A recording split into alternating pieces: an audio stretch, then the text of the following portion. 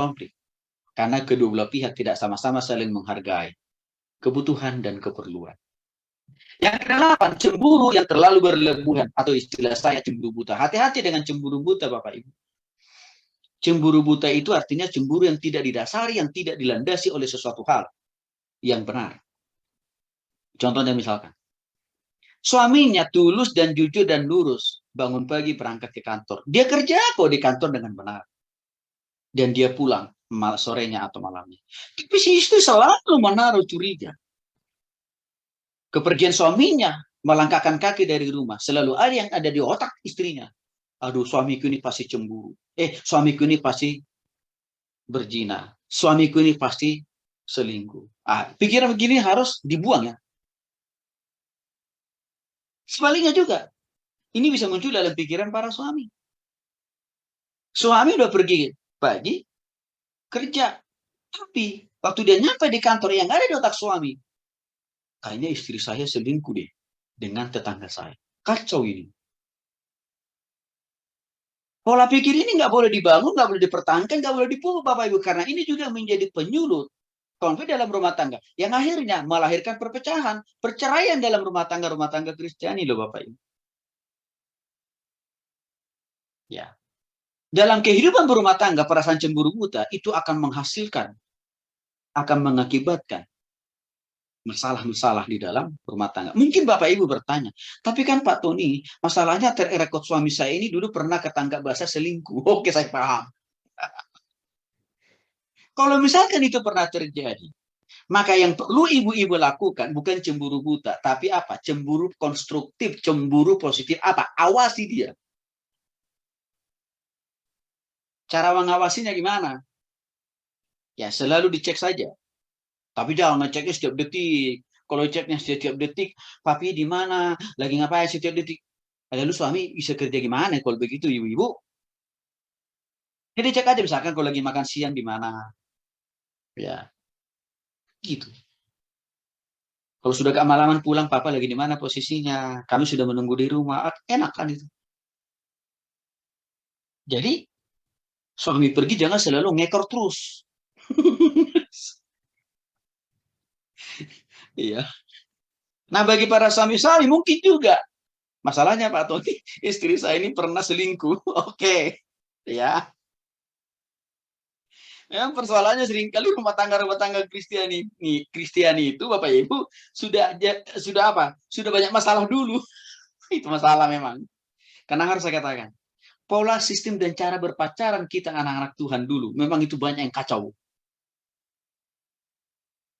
Polanya, cara berpacarannya banyak yang salah. Sehingga waktu berumah tangga muncul subur konflik.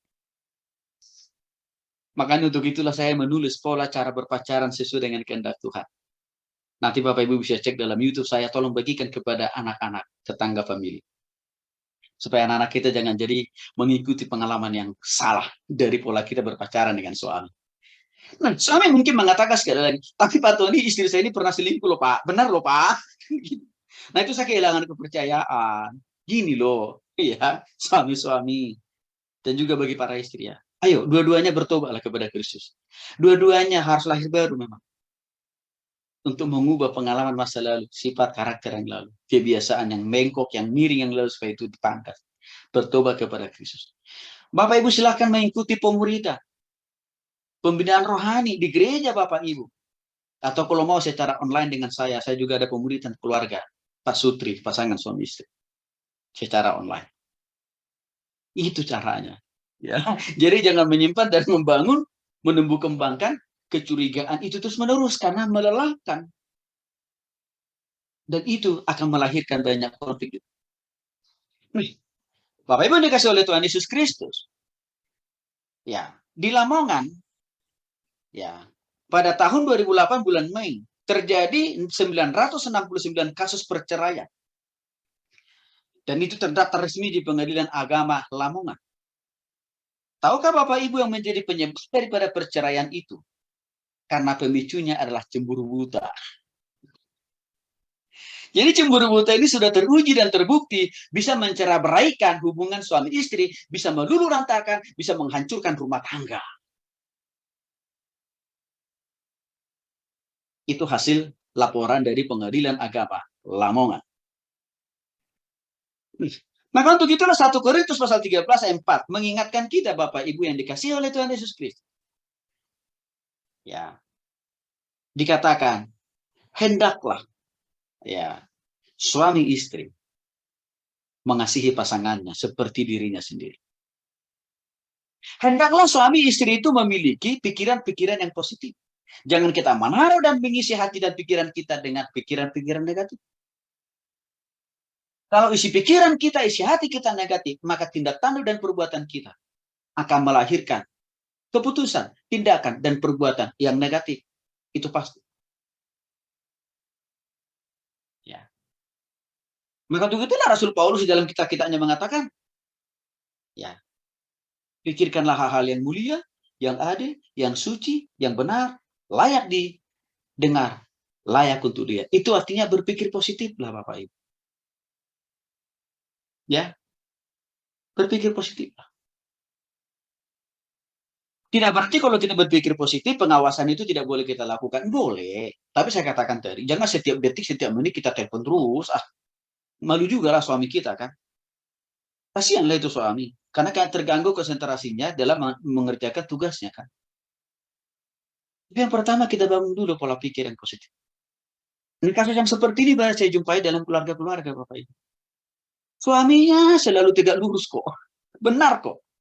Cari uang, cari hepeng. Dan tidak pernah gajinya dia dikasih kepada perempuan lain. Selalu semuanya dicurahkan, dia berikan kepada istri. Ya. Diberkati Tuhan usaha pekerjaan suaminya. Tapi malangnya istrinya ya tidur bersama dengan suaminya. Di sampingnya suaminya, tapi istrinya selalu berpikir negatif sama suami. Karena itu tidur di tempat tidur yang sama, di kamar yang sama, di rumah yang sama. Masih berpikir negatif sama suaminya. Jangan-jangan suami saya nanti selingkuh. Padahal nggak pernah selingkuh suami. Apalagi setelah berangkat ke kantor. Selalu yang dipelihara di hati pikiran istrinya ini adalah, aduh jangan-jangan suami saya berzina. Jangan-jangan suami saya punya istri kedua, ketiga, keempat, dan yang juga yang ke-999. Apa yang terjadi? Saya lihat ibu ini sangat cantik.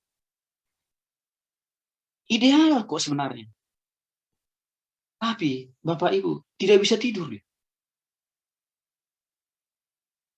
Bertambah hari, minggu, bulan, dan tahun makin kurus. Kenapa? Karena yang ditaruh dipelihara di hati dan pikirannya.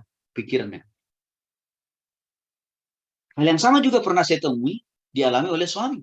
Karena kebetulan istrinya yang kerja. Lebih banyak waktu jam waktu kerja istrinya lebih banyak di luar kan dibanding suami. Sama juga. Istrinya selalu tegak lurus, nggak pernah neko-neko. Nggak pernah selingkuh. Tapi suaminya selalu menaruh pikiran negatif sama istri. Akhirnya apa yang terjadi secara fisik, secara mental, si suami ini mengalami degradasi. Muncul sakit penyakit lain. Jaga hati dan pikiran kita suami. Persoalan yang menjadi pemicu konflik yang ke-9 dalam rumah tangga, jarak yang jauh antara suami dan istri. Hasil survei ya dari Kabupaten Malang ini dikatakan pemicu perceraian yang terdaftar di Pengadilan Agama Malang pada tahun 2006 jumlah perkara karena ingin bercerai ada 5.000 kasus. Oke. Tahun 2007 menurun menjadi 4.625 perkara. Tetapi trennya naik lagi setiap tahun. Kasus-kasus perceraian ditangani oleh pengadilan agama di kota ini ya lebih banyak para istri yang menggugat suaminya ya untuk menceraikan, untuk minta diceraikan oleh suaminya. Apa sebabnya? Karena rupanya ini para istri-istri banyak yang menjadi tenaga kerja wanita di luar negeri.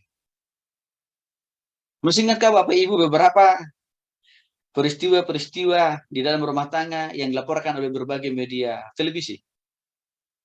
Ya, suaminya cari duit di luar negeri, lalu setiap penghasilannya, gajinya tiap bulan dikirimkan kepada istrinya di Indonesia.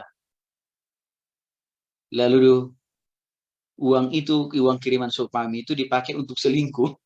Ciao. Sebaliknya, istrinya yang kerja di luar negeri setiap bulan dia kirim kepada suaminya di Indonesia. Lalu si suami ini pun bangun rumah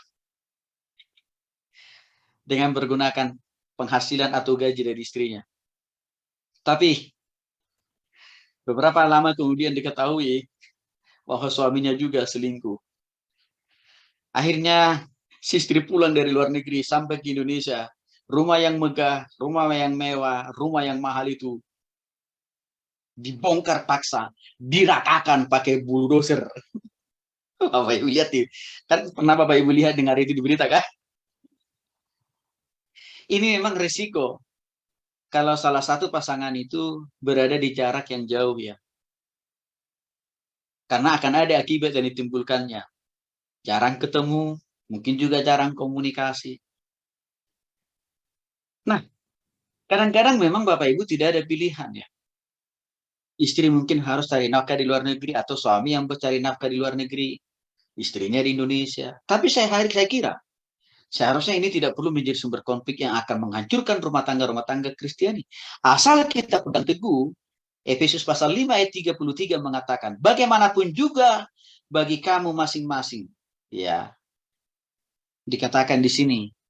Ya, saudaraku, kasihilah suamimu seperti dirimu sendiri. Hormatilah istri, hormati dan kasihilah istrimu seperti dirimu sendiri.